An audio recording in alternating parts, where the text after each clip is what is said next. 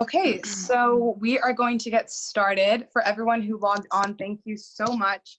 I'm just going to do a brief introduction to how the session is going to look. So I want to say hello, everyone. Welcome to Breaking Even. For those of you who don't know me, my name is Kennedy Daniel. And earlier this year, when I came back from study abroad in London, I was feeling emotionally, mentally, and physically unwell. I felt lost within myself and struggled to find a means to communicate. I had the idea to start a YouTube channel last year, and the title of it came quite naturally to me. I had the idea of naming the title In This Together. As an artist, collaboration across various mediums is very important to me, so the name sort of wrote itself. However, I had no idea how the phrase In This Together was going to be so relevant for this time. In This Together mostly captures my love for beauty, fashion, wellness, and lifestyle. However, I cannot promote the channel and be proud of it without raising important issues and sharing them with other people. Thus, this event took shape. People always say to surround yourself with people who are smarter than you, and I most certainly have. The women sitting on this panel with me today are badass. They are outspoken, and they are fearless individuals who I greatly look up to. I would love for all of them to introduce themselves before we get started, starting with Abir, then Mary, Taddy, and Anushka. And if you guys wouldn't mind just muting your computer so we can make sure that there's no overlap and no one's talking over each other. So Abir, if you'd like to introduce yourself, go ahead. Sorry. Hi, everyone. My name is Abir. I am a rising senior at USC, which is really sad. And that's the first time that I've said that out loud. I study global health and I have a minor in social entrepreneurship. I was born in Nigeria, but grew up and was educated mainly in America. And on campus, I'm involved in the Inequalities in Global Health Student Advisory Council, Lava Lab, Expat Society, and just being a regular person. My pronouns are she, her, hers. And I'm super excited to talk to everyone today and answer questions. Thank you all for being here. Okay, hello. My name is Mary Odusemi. I'm Nigerian. I live in Nigeria, but I grew up in Malaysia. As for the things I'm involved in at USC, I'm a rising sophomore. I'm part of Expat Society, a member of PASA, and a member of BSA, as well as Holistic Healthcare. That's a group on campus that advocates for people affected by homelessness and giving them the ownership, respect, and dignity that they deserve. And yeah, I'm just really excited for you guys to be here. And I just want to really tell you how much it means for all of us in the panel to be able to engage with you this way, to be able to just have you guys here and just show you some of our perspective, but also hear and, you know, continue to build this community. Hi, everyone. I want to start by saying thank you so much for coming. I'm Taddy Nete. I'm from Zimbabwe. I live in England and I go to USC. I'm a rising senior. I'm studying applied maths and I have a minor in classics.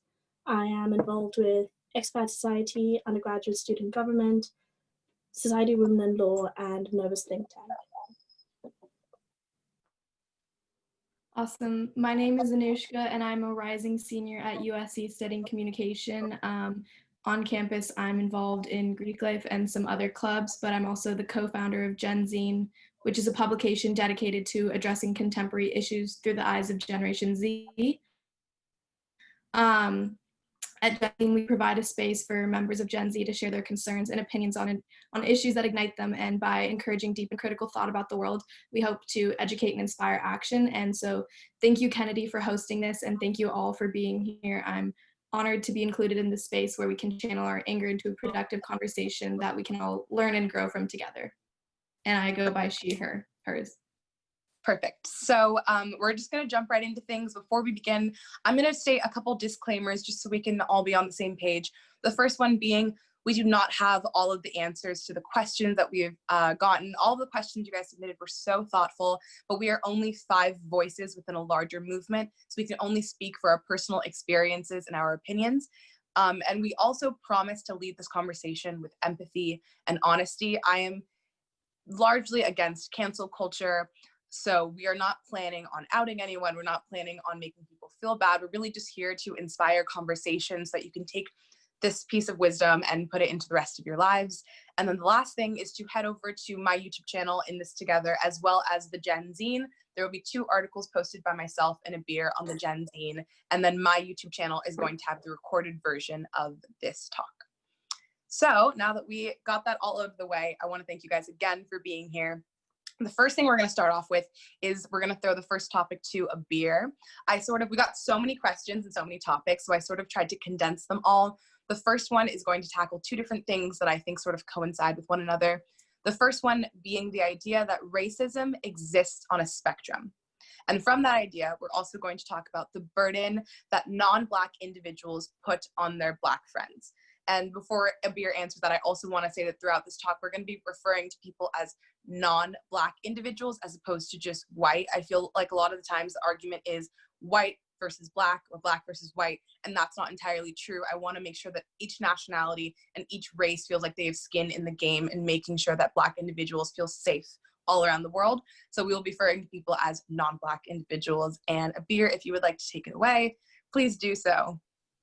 Okay, so on the topic of racism existing on a spectrum, that just essentially means that, well, okay, for a lot of people, I think that when they think about the word like racist, or they think about someone who is a racist, it's like very violent and overt ways of being racist. Like, for instance, like calling someone the N-word, or like going around saying that they hate like Black people, or just doing very, very, very obvious things that you could very much pinpoint as being racist, or like killing an innocent person.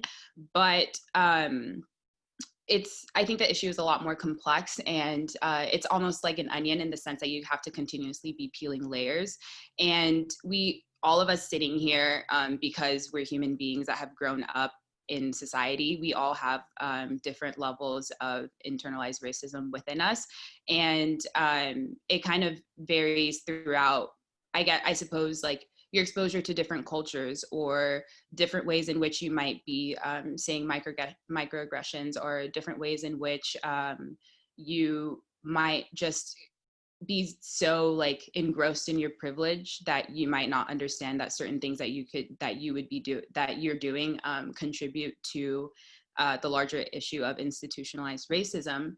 And on the topic of the burden of that non-Black people put on their Black friends, I can only speak for myself, obviously, but it's really exhausting having to like give people a history lesson on all of the different complex issues that come with race, especially in America, and especially being Black in America. And sometimes the onus is placed on us just to kind of give people a crash course on, like, for instance, like why do people still bring up slavery today in 2020 when talking about race issues? Or why are people still upset if the Civil Rights Act passed and, like people got so many quote unquote liberties, or having to explain the facts that segregation still very much exists, whether you look at different neighborhoods in the United States, or even honestly like our school campuses. There's still ways in which all of these very outdated structures of race that have been put in place affect our daily lives. And sometimes it can be very, very overwhelming having to explain all of the intricacies and complexities of that, especially when you're really young. And you know that there's resources out there, or there's documentaries, or there's articles that explain this in a better and much more concise way, because someone has been able to take away the emotional subjectivity from trying to explain it to a non-Black friend. So yeah, I hope that made sense. If anyone else wants to pipe up. Yeah, I would like to also talk about how racism doesn't exist in a vacuum. And I feel like the way that we discuss race and racism makes it as though the people who we see as symbolic of racism and hatred are people who are very, very deliberate in the way that they enact their violence. They know what they're doing. They know when you're wearing KKK hood, you know what you're doing. You know what the point of that is. And then when we start to talk about race and racism, if you're not deliberate about your racism, if it's not as overt, you feel as though you are absolved of racism. And I also think it's really important when we talk about how racism exists to kind of absolve ourselves of this desire to be not labeled as racist.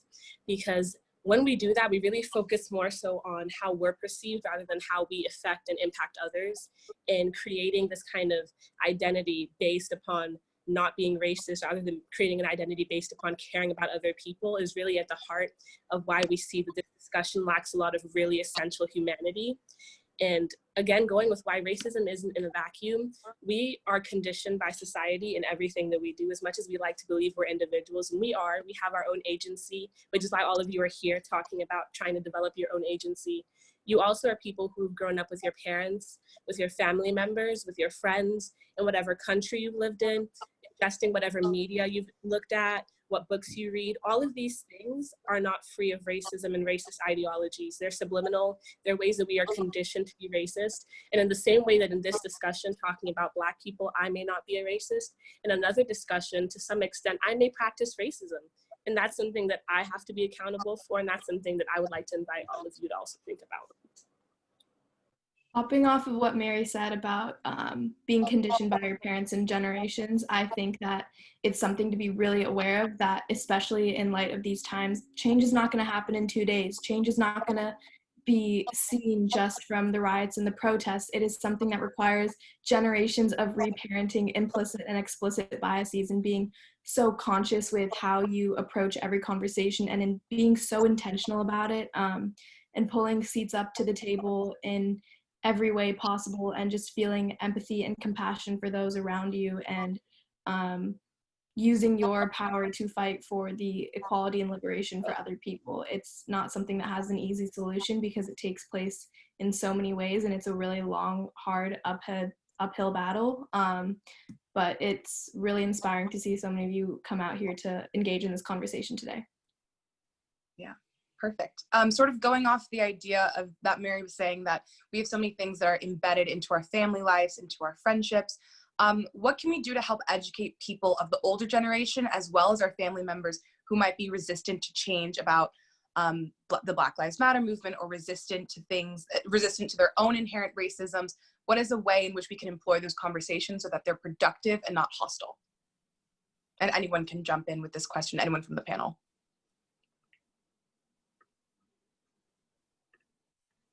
Okay, I'll jump in.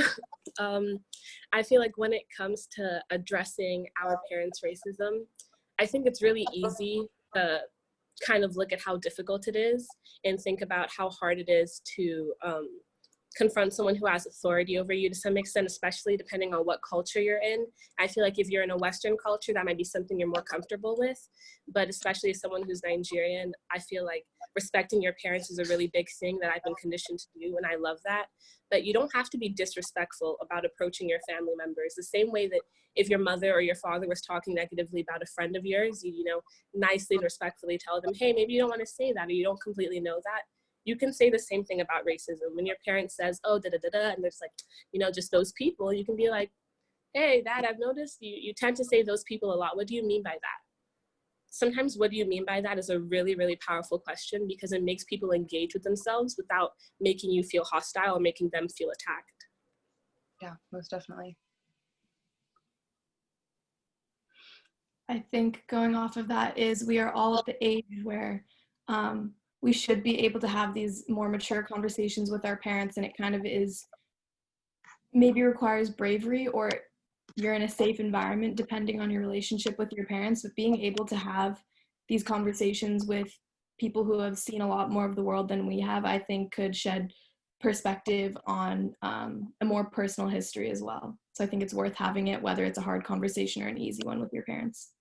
Most definitely. Oh, sorry. Can I say something? Is it open to the panel? Sorry, who is that?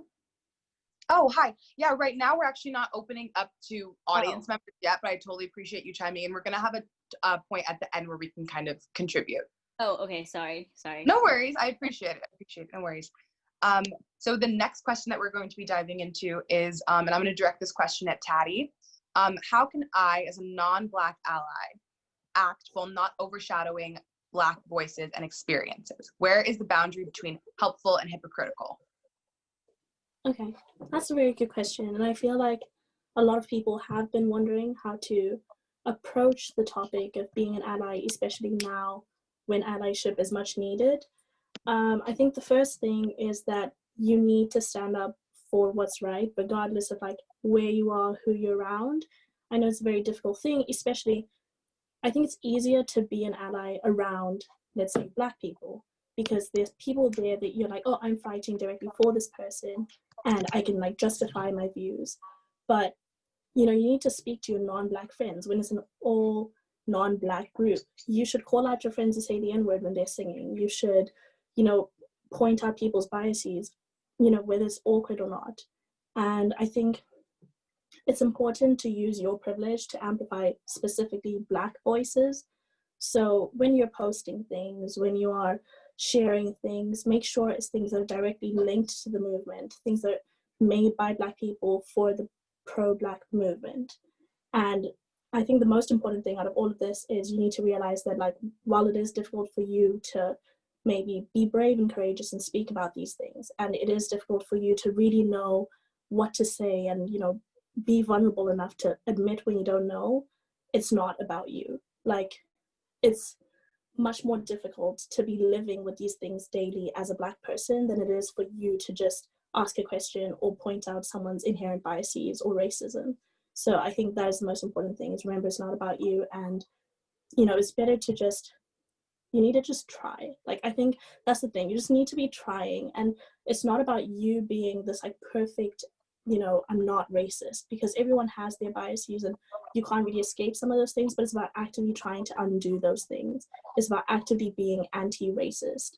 And I think that's what you need to remember when you're going through all of the posting and the talking to your friends and the donating and all of that. I think sorry, can I talk? Oh, no, go for it. Yeah. To just add on to that, I think a lot of people get paralyzed in their fear. And a lot of people kind of get paralyzed in this idea of, I don't want to overstep my boundaries, and I don't want to like say the wrong thing. I would say that you're not going to know if you're overstepping your boundaries, and you're not going to know if what you're saying is wrong unless you say it, right? If you get stuck in trying to craft the perfect message, and if you get stuck in trying to, you know, deliver the most moving argument, you won't be taking the first step to initiate that dialogue to begin with. And I promise you, like, people will have no qualms with correcting you, and people will have no qualms with being like, hey, like, this is a better way that you can say that. But there's no way that can start if you don't begin to speak up in general. And I do know that a lot of people might feel nervous, or might feel as though, like, you know, it might not be their place, but that nervousness that you're feeling is honestly the full extent of what your experience will be. It doesn't end in death with you.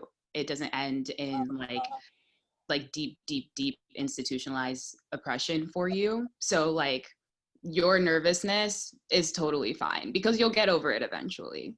Yeah. The other things that we're trying to get over are a little bit harder to move past and move on. Yeah. I totally agree with that. I think also a lot of the time people are scared to say things because they think it's going to be met with hostility. And you know what? Sometimes it is met with hostility. Sometimes people are really personally offended by it. And I think if that is the reaction that you get, I think you have to take a step back and just realize that it's coming from a place of deep, deep hurt. It's coming from institutionalized racism, systemic racism. When racism and bigotry is embedded into the DNA of your ancestors and your people, there's a certain heightened level of emotional instability that you feel, and you can be triggered at different times. So I think that if you do get pushback on some of the things that you said with good intentions, do not take it personally. I think taking things personally is the way that the movement gets overshadowed. I think taking things personally means that your emotions are overshadowing something else that's taking place. So just realize that it's coming from a place that is very difficult to articulate. Something the panel and I were discussing the other day was this idea that we have these internalized feelings, but it's so difficult to bring them up. And sometimes they come up in the form of a hostile comment. You know, I haven't had these kinds of race conversations with some of my best friends purely because it's a really difficult thing to come out and say. So I would just say that if you are a non-Black ally, you know, it's okay if not everyone agrees with you. Just know where your intentions lie and just really lead with understanding and compassion for Black individuals. I think also going off of that, we're going to go into the question about repost culture, because that is something that we've also been talking a lot about lately. And part of the reason why I wanted to organize this was because I felt that for the first time in a really long time that so many of my non-Black friends were posting so many resources, so many things. And something Abir and I talked about was, great, all these resources are being posted, but like, are people going to show up? And I think all of you guys today, you showed up, and we gave you a place to show up, and you did, which is what we really appreciate. And so speaking of repost culture, I'll just start with my opinion, and then I'm going to open it up to the panel. But previously, I found repost culture to be a bit counterintuitive. I thought that reposting something was just sort of an easy way out. I didn't think it was very relevant. But now that I'm looking at the sheer amount of people who care, I'm realizing that we can actually use social media as a way on a community level to let your Black friends know that you care. There's so many people who, of course I thought cared, but so many people who are posting incredible resources and really stepping up to the plate. And maybe that's not going to do anything on a global level, but it makes me know, hey, I can have a conversation with this person. It breaks down these barriers that I've had, the fear that I have about talking about my experience, and it just makes it a little bit easier. I can only speak for myself, but I've been having conversations with people, non-Black allies, who I didn't even imagine having these conversations with, but because they opened up the door and said, I'm reposting all of these things, I want you to know that I care, it made me just a little bit more willing to talk about it. I don't know if that's other people's experiences, if the panel wants to talk a little bit about that, but that's sort of how I felt recently. I would love to talk about this question a little bit, and also even go back to the last question we were talking about. In the past few days, I've had a lot of conversations with my friends being like, oh, I don't know if it's my place, or can I do the work offline and not post online? And there have been so many divisive arguments between people about showing up online or not showing up hard enough, or posting the wrong resources, et cetera, et cetera. And like, that negativity with our peers has kind of clouded the bigger conversation at stake, which is the violence that we're witnessing. But my opinion has kind of changed over the past few days. I was talking to a friend and I was like, if I am showing up in other ways, like, do I have to be posting on my social media? Because I think that repost activism makes it too easy for people to think that they're making a difference. I think that you need to be offline having these conversations with people that don't want to have them, with the people who don't agree with your perspectives. But I also think he said you have to cover all of your bases, and you just need to show up, and you need to show up as an ally for solidarity. And one thing I've also been kind of witnessing on social media, or even feeling, is during all of these times, like, it is a time of grief, it is a time of pain, and it is a time of anger. And going on social media, it's easy to get clouded by or to be overwhelmed by all of the posts that you're seeing. But it also feels really wrong when I see people continuing living with their privileged lives when a whole nation is hurting. And it's kind of just odd to have so much information coming at you on all sides. But my perspective is just like, show up wherever you can, however you can. But just because you're there online means that you have to be doing it offline too, and vice versa as well. Something that I've been telling people a lot, at least from my personal experience, for me, social media has been the gateway for a lot of information if I choose to take that information in, right? So it's not like the Black Lives Matter chain that people are posting, because that's really not doing anything. You have to be intentional about what you're posting. And like, what I've been telling my friends is, I'm not going to police whether or not like you're going to post. I don't have control over your social media, but know that when you're not posting, and when you're not posting intentionally, the trust in your intentions and the trust behind your actions, like really becomes on you. And obviously, like, I can't check what's inside of your heart. I can't really know like where your head is at whenever you're trying to post something, but I think it speaks a lot louder when you're actually choosing to not use this very vocal and very easy way to bring more people to the conversation. So that's something that I would consider. That means that you need to be going hard, calling up your friends, FaceTiming them, being like, let's talk.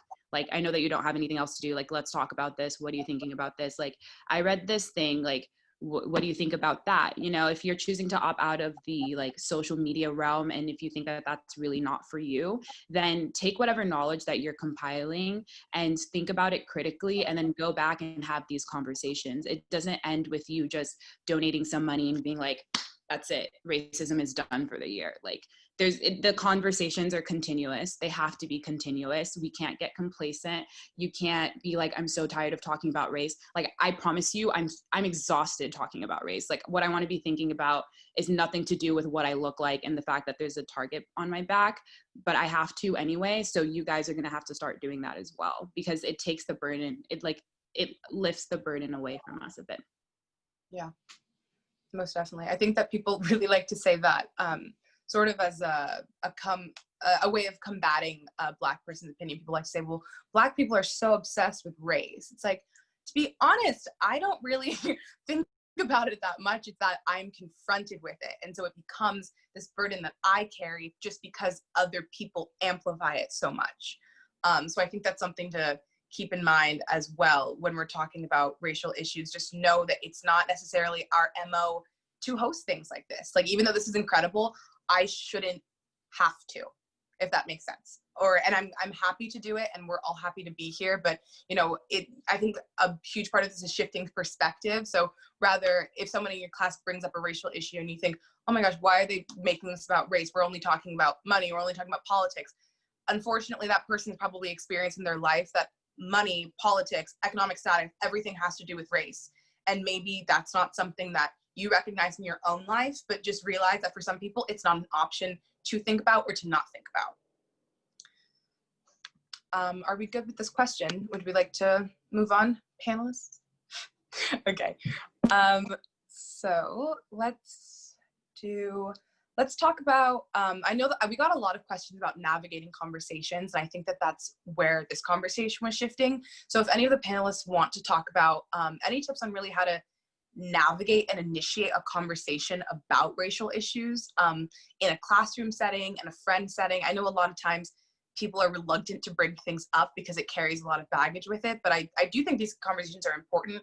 Conversations show people that you care. So if a non-Black person were to initiate a conversation about race, how would you like that to look? Okay, so for me, first of all, do not come into the conversation thinking that you're about to teach me about race or you're about to teach me about being Black. Let's just start off with that, okay? And then the next thing, the next thing after that is come into the conversation ready to listen, because I'm wasting my breath explaining something to you that should be common sense, but it's not. A lot of the times it's like, we'll meet you with empathy.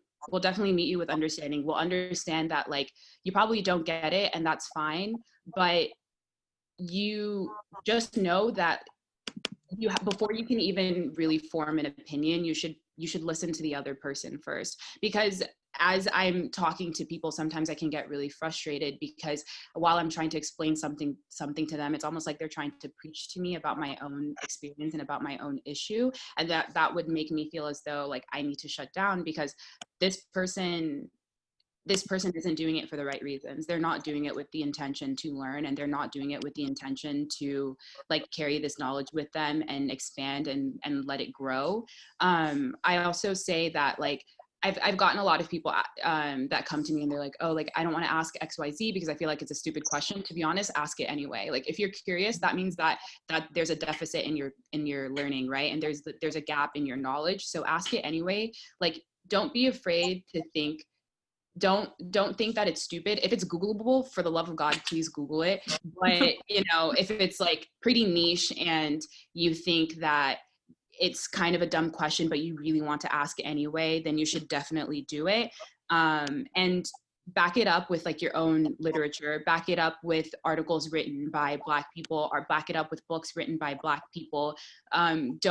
Don't leave the conversations with with the answers that you get at face value, right? Because there's only 5 of us here. We can only say so much, and there's millions and millions of voices that need to be included in the conversation. And there's lots of people that are creating literature and that are creating discourse that will supplement whatever conversations you're having with a Black person. When it comes to navigating these conversations, I would kind of echoing what Abir just said. I think that we really like to have systematic ways to approach things because it makes it a lot easier for us. Like if you know this is the way to do something, you prefer to do that because you're more conditioned, it's easier for you, it's more productive. But I think when it comes to having a conversation with someone about their humanity, you can't always have a systematic way of approaching it. You can't always have, say this first, then go here, and then go here, and then it will work out perfectly. First of all, not all Black people are a monolith. And I think there's a difference when it comes to engaging in these kinds of racial conversations. I'd say that on a spectrum, there's really two ends. There's the person who wants to be heard and wants to voice their opinions. And that person might not always have as palatable of voices as the woman on this panel. Sometimes that person might be angry. Sometimes that person might swear. Sometimes that person might make you feel a little bit uncomfortable. But it's important to know that when you're engaging with that person, that they're telling you what they're feeling and what their Black experience is. And then on the other side of the spectrum is the person who wants you to understand, who wants to engage with you, who knows how to use the right words and who has the right words to actually explain what they're feeling. So in between that is a person who might be trying to help you, but also might be feeling. And when it comes to navigating all three of those people, their humanity is the first thing you should care about. So that means listening, not just hearing. Listening and hearing are a really big difference. There's a really important differentiation there. And then there's also a really important distinction when it comes to sympathy and empathy. Sympathy is when you say like, okay, I see what you're going through, I hear you. And then empathy is saying, I see where you are on a human level. I can understand some degree of what you're feeling. Someone who doesn't look like me and isn't Black may never understand the fear I feel when doing almost anything, when running past a house I don't know, walking to a certain store. They might never understand that, but they can understand what it means to have fear. You've been afraid at some point in your life. You've been pained at some point in your life. You've been happy at some point in your life. You are a human being. Human beings can understand the core emotions that we all face. That humanity is what I need you to hold on to in these conversations. Hold on to the fact that you're a human being, you care about someone else's humanity, and then walk through that. Yeah, most definitely. We've recently got a question about any tips on finding the right resources. I think Abir shared recently or previously that find like Black resources if you like Google information. Is there any tips that we have for finding the right sort of information? Is there any people in particular that you guys love, authors, musicians? Can I just backtrack for a second? Sure. I think it's also important to highlight non-Black conversations, like between two non-Black people, and the responsibility that people have to call out complacency, to intentionally sit down and have those conversations instead of just putzing around business as usual, but to stumble over your words together, to kind of share your knowledge, to have a deeper conversation with one another. But it's uncomfortable and it's awkward, but calling out your friends for their privilege, being like, you can afford, like you emotionally can afford to turn this conversation off when you get tired of it, when so many people can't, and kind of reminding people that this is an ongoing conversation that is not over in 2 days and that it takes so much longer. But make your friends uncomfortable, make them recognize their privilege, make them want to learn, and get over that feeling of being nervous when having those conversations. I think we all have a responsibility. Okay, so I'm going to go back as well to the Black and non-Black conversations before going into the resources. But I would say that, at least personally, there's no language, obviously, besides like if you're saying the N-word or something, that would be so offensive that I would think, oh, I would rather have not had this conversation. Like, I think most of the times, honestly, as long as you're trying to understand, as long as you're coming to this conversation, trying to understand, trying to hear me and listen, and you're not coming to try and defend your position. And I've seen a lot of that recently with the movement, with the movements, that a lot of people who come into, you know, your DMs and are trying to have these conversations, it doesn't feel like you're asking me to find out how, I don't know, I'm feeling about this, or maybe Black people may be feeling. It's like, oh, I'm going to talk about this and, you know, phrase this maybe as a question, but this is really to defend my complacency, to defend my bigotry, or to defend, you know, the things that I have been upholding.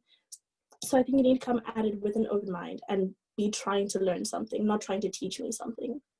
So that is my contribution to that. And then I feel like with the authors and media and stuff, there's like the canon people that you can look at, you know, your James Baldwins, your Toni Morrisons. But I think once you've kind of done that baseline foundation work of reading these authors who have shaped American literature and are, you know, well known to be Black activists, then you can go into finding, I don't know, the people who really speak to you, you know, the more niche artists, authors, and yeah. Anyone else? A conversation that I had with Kennedy recently was talking about not just consuming material that like teaches you about race and all of like the horrors and like the bad parts of it, but also just in general, just looking for stuff that really humanizes Black people, which once again sounds really, really silly, but for a lot of people that needs to happen. Like, how many of you here are so obsessed with like The Office or Gossip Girl or all of these shows that have all white casts if you've never thought twice about it? Meanwhile, if I said like, have you ever watched Martin or The Fresh Prince of Bel-Air or like any other Black sitcom that has an all Black cast, I feel like it would be a lot difficult to find people who have seen stuff like that. So I've really been encouraging my friends to just like watch enjoyable content, but through the lens of all Black casts that are doing normal things, because like, well, all we want to do is normal things, right? And just ingrain that into your psyche, ingrain the fact that like these people can have all of the complex emotions that I've seen on these shows. These people can make me laugh in the same way. These people love art in the same way that I do, and they love creating in the same way. Oh, not only do they love creating in the same way, but they have created everything for you in the same way, first of all. So anything pop culture that you can think of was created by a Black person. So you should probably go back and refamiliarize yourself with that. EDM was created by Black people. Country music was created by Black people. It's not just rap, okay? Pop music, fashion, streetwear, anything that you think is cool, anything that is not like math and science because that was created by Arabs was literally created by Black people. So backtrack and just find the stuff that humanizes Black people, find the stuff that uplifts their art and uplifts their voices, and that celebrates the diversity that people love to tout and people love to like place at the plaster in front of their universities, but aren't really about. Okay, that's all I have to say. A beer that gave me chills. But on sort of the same topic, a beer and I were talking about this as well. We got the question, what is the difference between America's love for Black culture as opposed to America's treatment of Black people? So I'm going to phrase the question to Taddy, but before I do, I'm going to say that there is a huge difference between how we treat Black culture and how we treat Black people, obviously.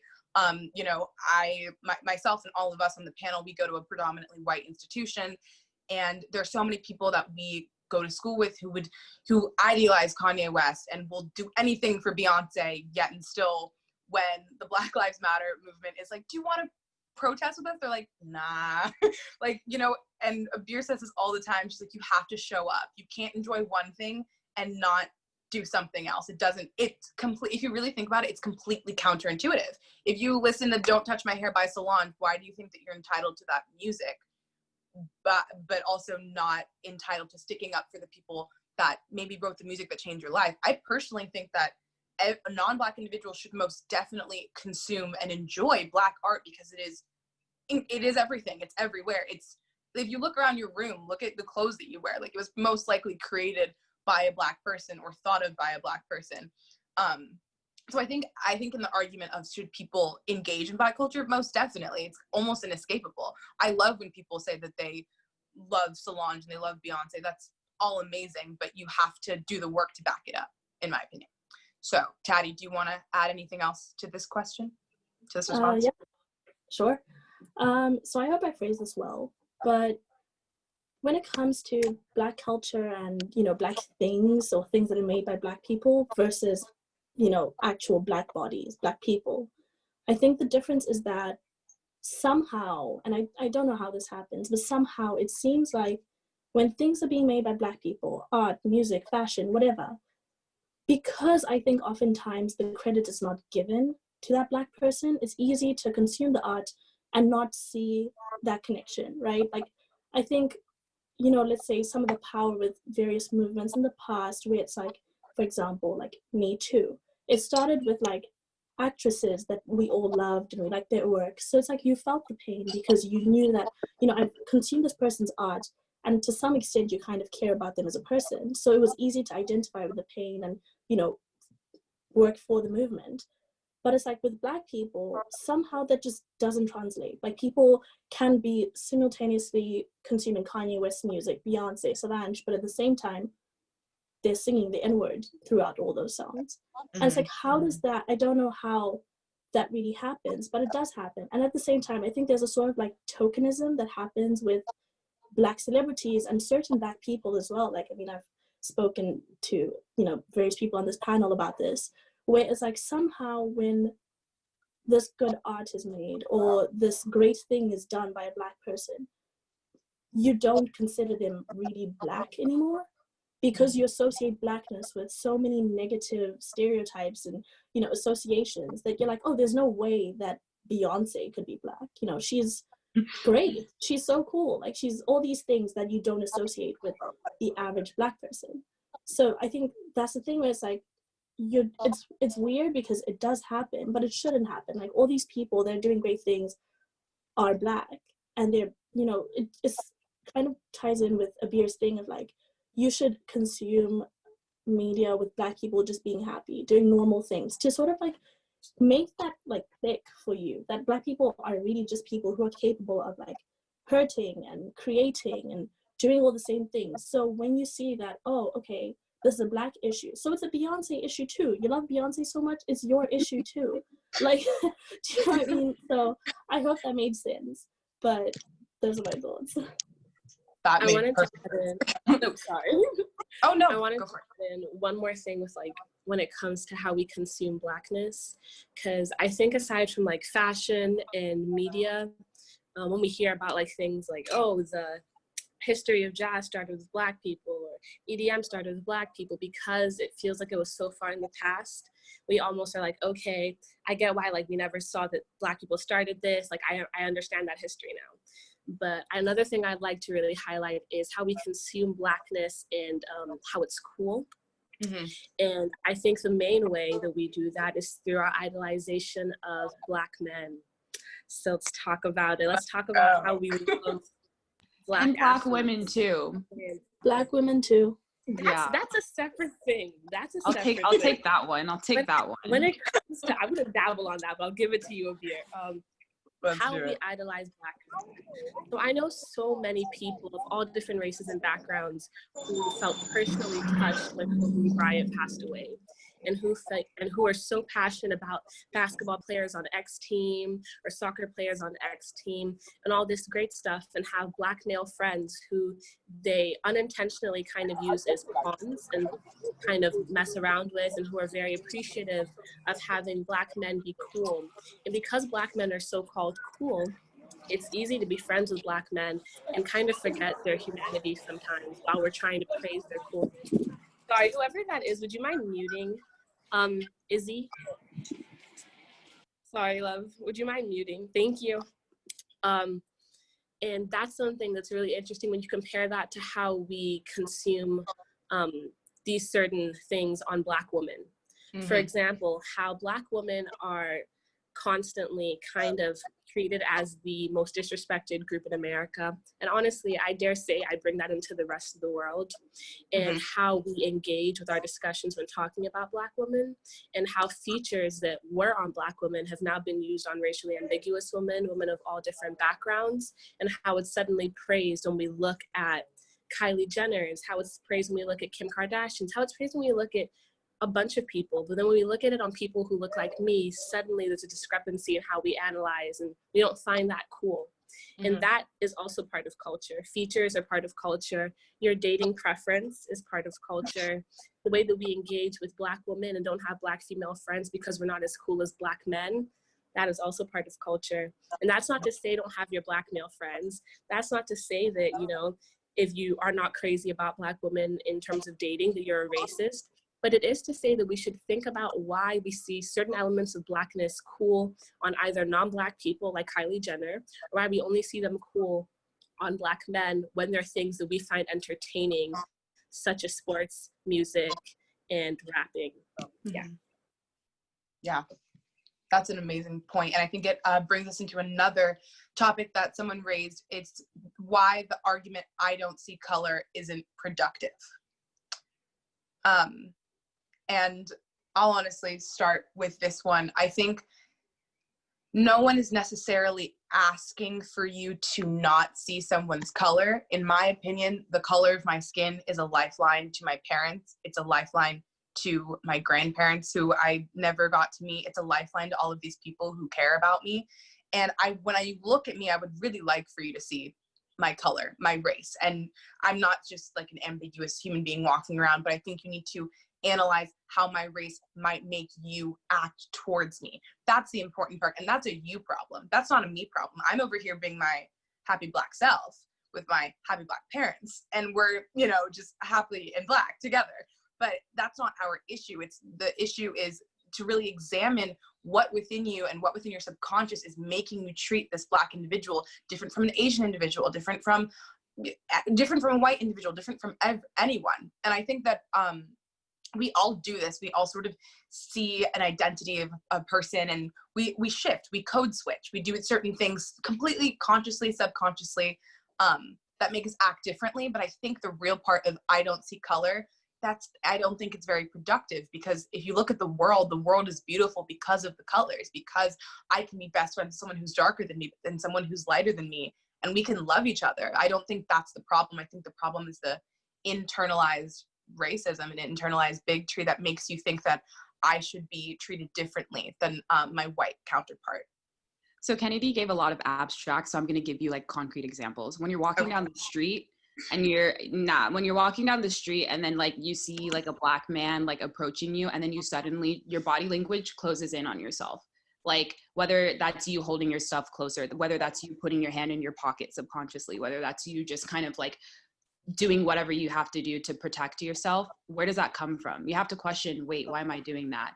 Or when there's a Black girl talking in class and you immediately dismiss her whenever she is suddenly passionate about something, because you have the angry Black women trope just placed on her subconsciously, and you don't check yourself, and you're not like, why is my brain telling me to dismiss her opinion? Why is my brain telling me she's aggressive, she's intimidating, and I don't want to listen to her?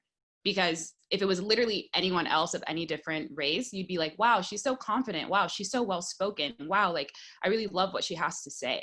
So it's like all these ways in which you say that like you don't see color, or you don't want to see color, or like you would love for everyone in the world to hold hands and like, I don't know, see the world in like monochrome.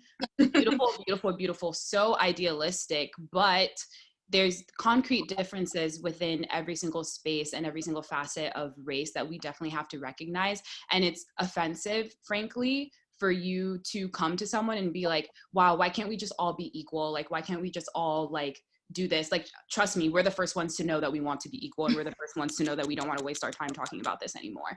But before we can even move on to that idealization and that like that sphere that seems so far away, we have to confront like, how do we break down all of the barriers that are pushing us away from doing that? Like, how do we break down our interactions with Black people? Like, how do we make ourselves more open to seeing the person in front of me as a human being? Like, how do I get excited about interacting with someone like this without starting to speak in Ebonics, or without starting to like talk about your friend from Kenya or whatever? Like, how do you do that with just simple, plain, like, hey, like, what's your family like? Like, what kind of food do you like? What kind of music do you listen to? Like, all the other things that you talk about when you're making friends with people of other different races, bring that energy to when you're interacting with Black people.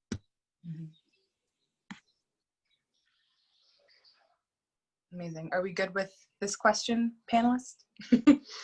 Okay, perfect. I'm gonna sort of shift the conversation just because I know that is really looking forward to this question. I'm sort of gonna shift this into the protests that have been going on. And Abir said earlier that she is a global health major. So I just wanted to ask Abir, what do you think the current reality is looking like protesting in the wake of COVID-19? So first and foremost, like, I don't know what you guys expect me to say if you come to me and you're like, hey, do you think I should protest? Because it's like, I can't answer that for you. For instance, I'm not protesting. My youngest brother has a lot of health issues, and like, I personally can't risk his life. And it's so subjective depending on the person. And I can't place any burden on you to do something that you're not comfortable with. So you can't look for other people to give you the answers to things that you should very clearly be answering yourself. If you feel like your intention is right, if you're not doing it because you like have some weird kick of like, yes, I love anarchy, like fuck the government, like I definitely want to go and like burn everything, and like, yes, I love the rowdy, angry energy, and you're just there to support and amplify Black voices, then 100% do what you have to do.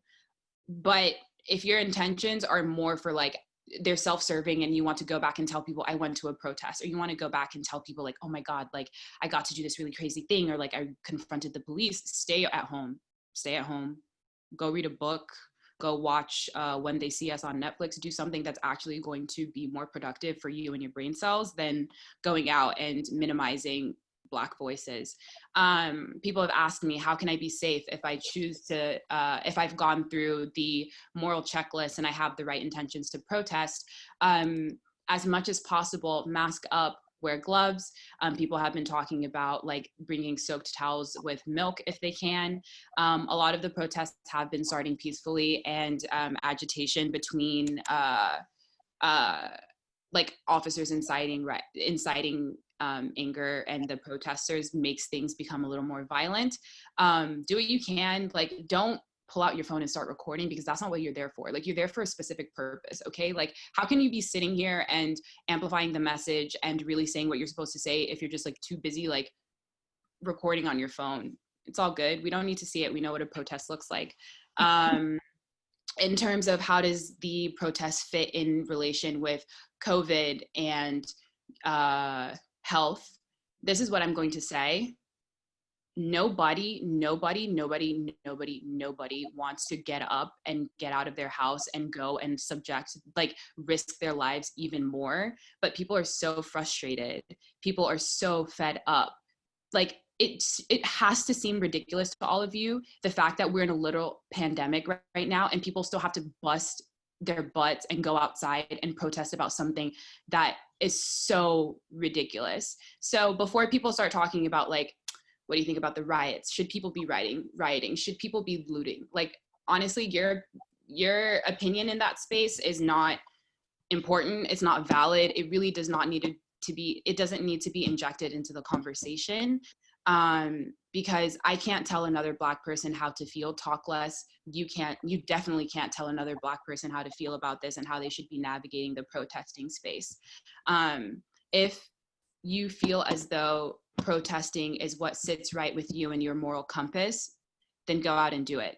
If you don't feel safe, if you're worried about contracting the virus, all very valid points, stay at home. You can definitely protest with your phone. That's where texting your friends or FaceTiming your friends comes in. That's where, writing something on social media comes in. That's where maybe like posting a video. Use your voice. We all have networks of influence. We all have people who think our opinions matter. We all have people who respect and love us and will listen to what we have to say. And frankly, if people were taking like Black voices seriously, then none of us would be sitting on this panel right now. So for whatever reason, there are some people who pride and respect your voice more than mine. So you need to use it. Okay, the end. You talked about protesting in light of coronavirus and how if we don't feel comfortable going to the protest because we don't want to like contract COVID, what if we don't feel comfortable protesting because we don't want to put our lives at risk because non-COVID related, because we have the privilege of being a non-Black body? Like, what do you have to say to those people who can justify whether or not they want to show up for a potentially violent protest to protect their own lives when some people just don't have that option? So like from a historical standpoint, I think that if we do like historical comparison, our generation is really lacking, I think, in protest spirit and protest culture. Because I do think that if you look at the history of things like the Stonewall riots or like the LA riots in the 1990s, or, you know, okay, Vietnam, because that was college age people, and the majority of the people on this call right now are college age. I think that our generation is very obsessed with aesthetic, down to the point of like, the aesthetic of whether or not I'm going to go to a protest. What does that say about me? The aesthetic of like putting my life at risk. Like, I don't want to make myself too uncomfortable and like do the dirty work, because protesting is kind of where the gray area comes in. I don't have an answer for how we're supposed to kind of like ignite a sense of fearlessness, because there has to be a level of fearlessness coming into all of this, you know, like just think about any sort of reform or any sort of change in American history or law that you've ever enjoyed. That did not come from people like basking in their fear. That did not come from people basking in their comfort. That did not come from people like doing just enough to be slightly itchy in the neck and then call it a day. So those are things to consider. You know, if you know that like you going to a protest is an immense privilege, like you should probably sit down with yourself and be like, what are the real tangible reasons why I'm not willing to do this? Is it because I really just don't want to like get my hands dirty? Is it because I have people in my family that have like health risks? Do I have health risks that I need to consider? Or do I have like social anxiety or something and I really just can't do it? Those are all things to consider before you make your choice and do your answer. I mean, yeah, pick your answer, whatever. Perfect. All right. Once again, we are shifting the conversation. Sorry for the shifts. We just have a lot of like diverse questions. And so for the next question, I'm going to ask Anushka. I know that not everyone on this call goes to USC, so I can only really speak for USC students. But Greek life is a huge institution at USC. It is a big part of the general population. A lot of people, if you're not in it, you know about it. You've been to a frat party, you've been to a sorority philanthropy event. And I think a lot of the times, I'm not in Greek life, but I think a lot of the times the arguments on campus is that Greek life has a reputation of not always being welcoming to members of the Black community, whether that be fraternities sort of not acknowledging the plight of Black men, or sororities possibly not making Black women feel as though they have a place and feel as though they are wanted. But obviously those are only things that I hear and I can't speak from it. Anushka, I know that you are involved in Greek life. I think Greek life is a great community, but I'm just interested in your take on how, if the Black Lives Matter movement can exist in sorority and fraternity culture, can it exist? If it can, what shape does it take? What shape would you like it to take? Sort of just things like that. Absolutely. Thank you for this question. I am a part of the Greek life community, but I also have a lot of issues with it. It is literally the heteropatriarchy at work and reeks of privilege in every single way. But at the same time, we benefit from having a community of a lot of young people coming together. And so as a community of young people, like, we have a responsibility to hold each other accountable to be the best we can be. And that means being better people, better friends, better leaders, and just seeing each other and seeing the world more clearly. Like, we are all young college students at the end of the day, just trying to find our way through. There definitely is not a lot of people of color in the Greek life community, whether it's because people don't see themselves in it or because people have felt excluded from it. And so it's easy to maintain a place of complacency and not really being able to have as diverse or wide of a perspective, because a lot of it come from like-minded people from like-minded places. And I'm not going to pretend people who are in the Greek life system come from a place of massive privilege and are positioned to take on positions of power in the future. But at the same time, we have access to all of these young individuals who are positioned for these successes, and that's a gift that we need to use.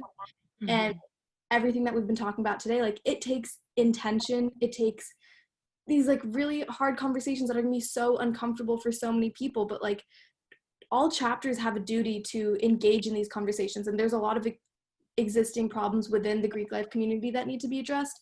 But furthermore, it's not even a matter of like can the Black Lives Matter movement exist in Greek life? Like, it has to. This is something that impacts all of us. It impacts every aspect of our culture. And like, if people aren't open to that compassion and empathy and recognizing each other's humanity, like, that's a problem and people need to check themselves. But I think having access to all of these young minds, it just has to become an integral part of our conversations and the way that we approach each other, and capitalizing off of just the sheer access to people, I think. And I think a way that I'd like to see it is through chapter meetings and continuing like this conversation, but in each house. As someone who's like Greek life adjacent and has a lot of friends in Greek life and knows like the 20 Black people that are on the road, because it's not that many. The thing is like, for the people who are in a fraternity or sorority that obviously aren't Black, like, you cannot expect the Black community to come out and reach out to you and being like, hey, like, this is what we need from you guys. Because, for instance, I literally had a friend tell me the other day, she was like, wow, I didn't even know that they cared. Like, I always assumed that they were racist. So there's a lot of work to be done on the row. Yeah, shocking, Ro's racist. Okay, moving on. There's a lot of work to be done on the row, obviously, because the people who are most affected by this do not feel comfortable engaging with you. And it's like, what are you doing to make them more comfortable? How are you reaching out to Black fraternities and sororities? How are you reaching out to Black members within, you know, each chapter? Like, how are you amplifying their voices? And what are you guys doing to step outside of your comfort zone to really, you know, do this whole, like, we accept everyone thing? Because yes, on paper, in theory, lovely, lovely, lovely, lovely, but in practice, it's really lacking. And there's a lot of people who feel so disappointed by these communities that really love touting their Black members and being like, of course we're diverse. We have XYZ person in our house. Which is also an issue. If you can name how many like people of color you have in your house, that's an issue, okay? It's not something to be proud of. It shouldn't be that easy. And it's like, how many people do you know that like immediately like flock to Black guys at frat parties? How many people do you know that love using their Black friends for clout and suddenly change their demeanor and change their behavior when they're interacting with Black people on the row? There's a lot to unpack, and that really, really starts with yourself. And we cannot do the work because like, we've been doing the work, and there's also bigger fish to fry. So it comes from you. It comes from you. It comes from you reaching out to your presidents. It comes from you reaching out to like all the different committees and being like, where are you guys at? Like, why aren't we talking about this? Why are our Black members not feeling comfortable and accepted and truly, truly, truly supported by this so-called community that we've created on campus? Another thing about Greek life is you can, whether you're in it or you're not, but if you're in it and you have a complacent place because, oh, the system's fucked up and I don't want to, like, you are in a position where you have to just like make it better. It's not going to get better by you being like, oh, Greek life sucks. Like, next, use your position in it to leverage the voices around you to bring new voices to the table and to have the conversations and widen people's perspectives, whether it's in front of them or not.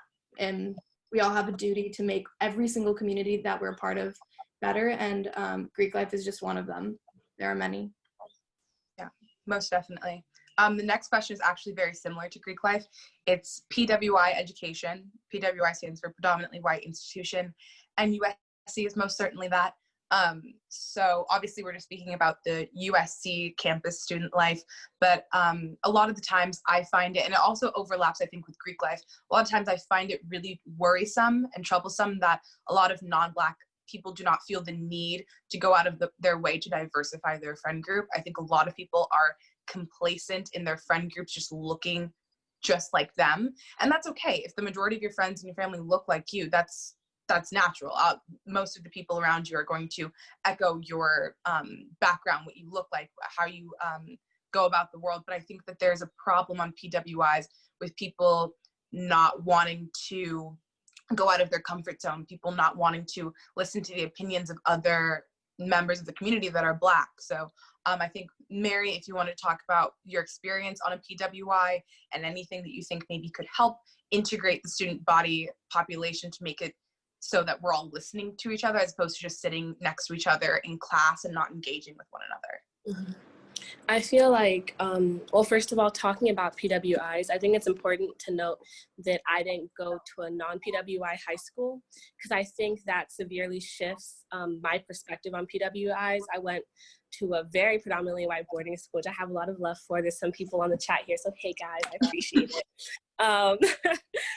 And I think, you know, being in a PWI from such a young age, I feel like I am a bit more used to some things that my fellow Black peers at USC who are coming to terms with the first time that people around them don't look like them, feeling as though there's not a space for them on campus. It's a very distinct reality that we both are facing. I think it's important to say that I definitely don't want to say that my experience is the Black experience at a PWI because of my background already being more accustomed to predominantly white institutions.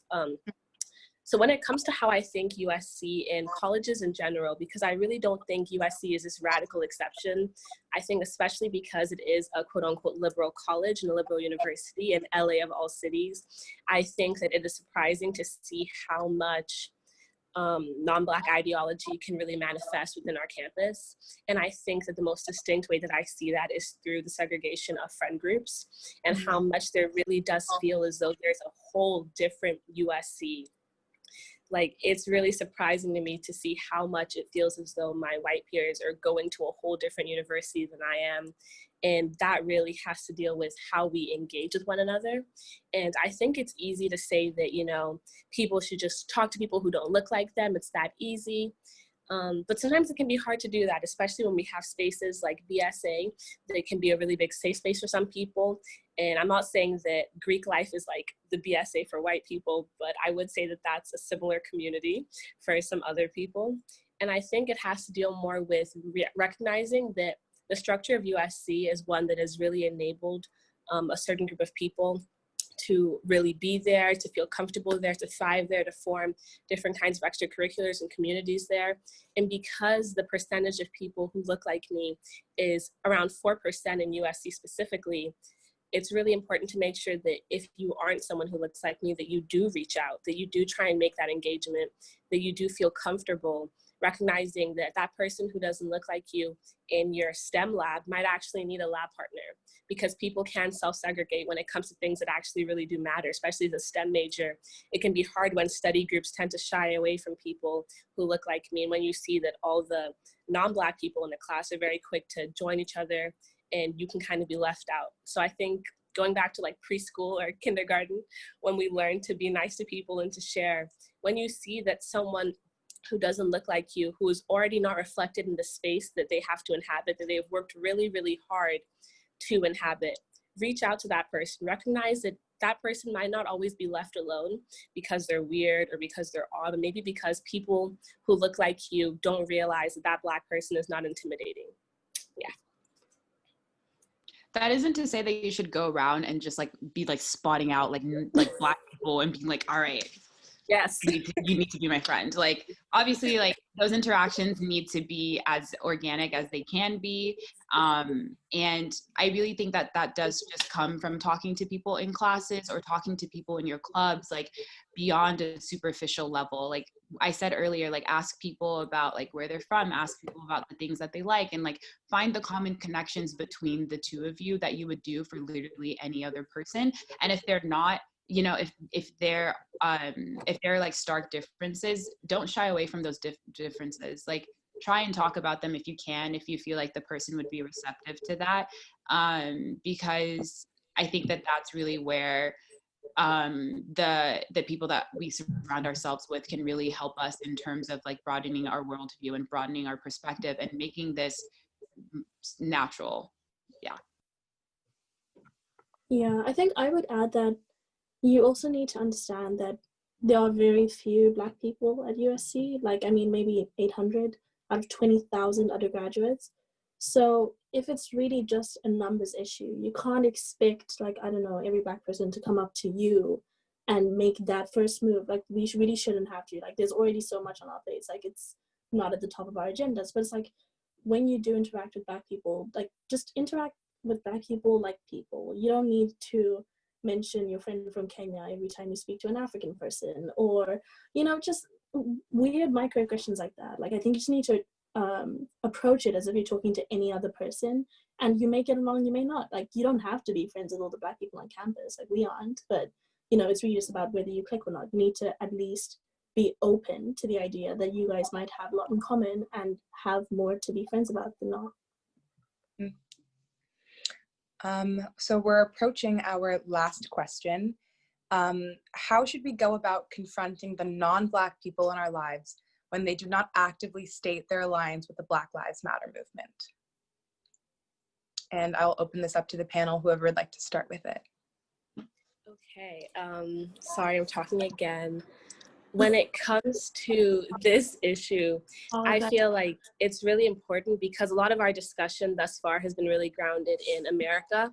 And I think that that's important, considering the fact that we are really talking about police brutality, and so much of that is grounded in the United States. But I'd also like to bring this conversation into just the world in general, because I feel like a lot of our non-Black friends, especially because Taddy and I are both international students, and especially since 3 of us on this panel are in expat society, a lot of our friends are international. And I feel like that's something that international people like to kind of forget as an issue. And just to put it into context, white people in America make up 72% of the population, which means that I can understand how people can feel as though this is a Black and white issue within a country where the majority is so deeply white. But when we come into the rest of the world, white people make up a startling 11%, which means that the anti-Blackness that we see in society and the anti-Blackness that we see on the international spectrum actually isn't just being perpetrated by white people. It's being perpetrated by people of all different races. And I think that when we come into talking about different countries and talking about African countries specifically, there's this unique kind of racism that can exist that I think our non-Black counterparts are really uncomfortable with, and they kind of distance themselves from it because they feel as though they are exempt because they live in countries with people who look like me. But we need to also be aware of how neo-colonialism works and how non-Black people in African countries can, without realizing, be participating in racist actions that are more subliminal through economic, political, and social power. And having those conversations with your non-Black friends can be really hard because they feel as though it's only grounded within the US. But anti-Blackness is in every country. If you look at every country on this world that has people who are not only white, I think it's really important to see how the darkest people in that group, the darkest people in that country are usually people who are the most disrespected, are the lowest society, the lowest caste, and that's all really fundamental. That's all really essential when we're talking and navigating these conversations. And then to kind of wrap up what has been quite a long blurb, when we're having these conversations with non-Black people, I think that we also need to be cautionary and recognize that people who especially are not white haven't really been told in this discourse that their opinion matters. And they've been told that this is a Black and white issue and it can be easy to absolve yourself of that. But whether you're white or, you know, whatever different race, whatever country you're from, anti-Blackness is so deeply and so strongly permeated the history of this world that that's something that everybody has to care about. So when you're having these issues, when you're talking to your friends who aren't Black, you just have to make them realize that this affects them, this matters, and especially if there's someone who cares about you, this should matter to them. Because you're a person. There's no way you can tell me that you love me, that you care for me, that you respect me, and nevertheless can understand why the prosecution of people who looks like me is something that matters. I think it also means that we have to listen to them and ask them why they don't actively state their alliance with the Black Lives Matter movement. I think in all of these conversations, it's so easy to approach with aggression and with all of the passion behind it.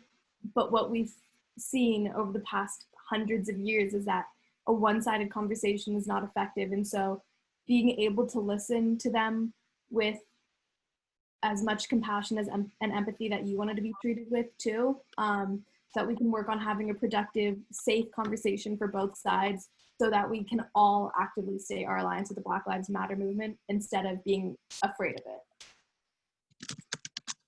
I'd like to just jump in. I personally think when you're having these conversations with non-Black people, like, I tend to just call people out, like, not in an aggressive or like intimidating way, but it's just like, hey, I've noticed that you seem complacent in this, and you claim to care about me. You claim that, you know, I'm someone that matters to you. So this is important to me, and it's important that you use your voice and your platform to do this. And also, just like, a little nitpicky, but I think, Anushka, when you're speaking about this, I would prefer if you use the term like Black instead of saying like them, because that again, like, perpetuates the stereotype of like these people, those people, that kind of thing. Amazing. Okay, I think we are done with that question, and I'm going to open it up to the audience. The first question that we have is from my friend Eva. So Eva, if you want to ask a question, please unmute yourself. Go ahead. Hi, I'm Eva. Thank you so much to all the panelists for your like amazing contributions. I think this has been just such an incredible conversation, and I'm so happy to have been a part of it. And then, so my question is, how can different, both individual and then further than that, wider platforms, such as different clubs on campus, such as magazines, not to be super specific, seek to be an ally and also amplify Black voices, and then also importantly to continue to the message past the point of like trendy activism. And I think that's kind of a phrase that you probably will recognize. Like, obviously right now, like, to be an activist is trendy, but it's so important to continue this so much longer after this has passed. So like, how can we sort of seek to address that and continue to address that in the entirety of our message?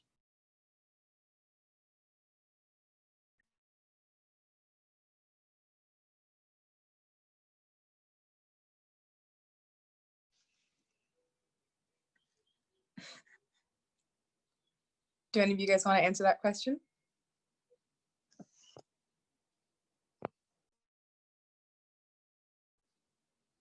All right, well, I am going to answer that question. So you talked a little bit about like continuing the work outside of this space. I think it's really important for all of us to sort of take this time as a way to reflect on ourselves and then also see how we can contribute in a community sense. You know, change starts with the people in your household. I'd like to think that everyone lives in sort of their own little ecosystems. So if we can change the culture within our own ecosystems, maybe that's just you and your sister, or you, your mom and your dad, changing that conversation and then taking it into another space, which is maybe your sorority, your fraternity, and then taking it into a university setting. I think that can actually drive immense change, and it can sort of create this ripple effect of people checking themselves and then doing something about it. And I think in general, like, leading with intention is really, really good. I think if you evaluate what your intentions are, I think that's half of the battle, because I think so many people have bad intentions. So realizing like, wow, I do care about these people. I do really care about the Black Lives Matter movement, and I want people to know that I'm proud that I care about it. I think holding that intention really close to your heart and then letting people know what you believe in is really important. The same way that on your Instagrams and on your Twitters and, you know, in general, you show off your family, you show off your dog, you show off things that you love. Show people that you love Black individuals, show people that you care and that you respect Black culture, and that you respect the people in your communities who have helped build you, the Black professors, the Black friends that you have. You know, I think showing that is so purposeful, and it makes me feel closer to people when they are outright and just show people how much they care. I think that's a really, really big thing. So thank you for your question. And is there any other people who have any questions that they would like to ask? I'm going to open up the floor. Could I ask a question? Sure. So I'm not really sure how to like phrase this properly, but this question might be also to be like the non-Blacks out there as well.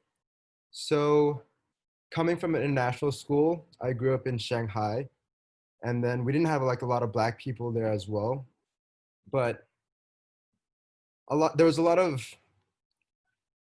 already preconceived like stereotypes towards every single race, really, because Chinese people are among the most racist people you'll meet. Like they're racist within their own Chinese group. So when I came here to America, I tried to step outside my comfort zone and join like every kind of group there is. Like my best friends are my black friends from freshman year. I joined a fraternity and I always segregated those groups because there's such a difference. And I think that the hardest thing was, and that's the question where I was going to, is how do you bring these two worlds together by being a bridge? Because even when I went back home to like my aunts and uncles and they found out who I was dating a black girl, and they were like, "Oh, you must be kidding." And I'm like, "What? Like, what do you mean I must be kidding? Like, this is the person that I'm with. I'm happy to be with her." And I'm just asking the question as in, have you guys, or have there been solid examples of like a most effective way in being that bridge rather than just saying, okay, like talk about it, but we have to also accept and realize that it's not our fault that we don't talk about it fully. It's because of the way that we grew up and the way that we were told, do not step out of line. Stay in line, mind your own business. These are other people's business. So like, how do you guys step out of line, like the non-blacks or the black people as well? Like, and how do you do that effectively? Okay, that was such a great question, but because I feel like you really got into so many of the nuances and really explained it, I'm losing a bit of what exactly you want us to answer. So would you mind like reiterating exactly what your question is? I guess like to reiterate, sorry, like my mind is everywhere all the time. No, you're good. You're good. Because I do feel like a lot of what people should be living for is to bring people together and being that bridge between just people, right? But then having noticed the walls that were built by society and by our own family, our parents, and then also noticing everything around us, have you guys found a very effective way in bridging that gap? And have you guys, like, because it's always going to be met with resistance because people only know what they know. But how do you penetrate that resistance without alienating people? You know, like I threw like one of the parties I threw close to my birthday was the first time I tried integrating those two groups, and that was the most tiring thing of the whole night because I was so worried that you know that they weren't going to like each other. But at the end of the day, like they all loved each other because they're all my friends. But like I don't like the stress that comes with it, you know. So what do you think that we should do to help this integration even more? Okay. When it comes to integrating two separate groups, especially from what you said, people who seem to be very distinct from one another, I think what really matters is recognizing what brings you together and your similarities. But I also feel like while you're trying to let these people be aware of how they're similar, not losing the nuances of their differences, like not making them feel as though because you're friends with both groups of them and because you guys share a lot together that you then can't be the other parts of your identity that you guys don't share with one another. And then I also feel like when it comes to a situation with integrating your Black friends and your non-Black friends specifically, because I feel like in these situations, Black people tend to be there's a lesser chance that your Black friend is going to offend your non-Black friend than your non-Black friend is going to offend your Black friend. So I really feel like, especially if these are people you care about, like you said, you mentioned your family members, you mentioned your fraternity brothers, I feel like you can really just be confrontational. And I really like to say that confrontation is something that's been given this really negative connotation, as though we see it as something that's aggressive, something that's negative by its nature, but rather it's something that I find really heartwarming. And just telling somebody that you care about, like, hey, I love you. These guys are my bros too. I want you to meet them. I'd like you guys to have that conversation. Like, it really is as simple as confrontation and then just having an honest conversation. Yeah.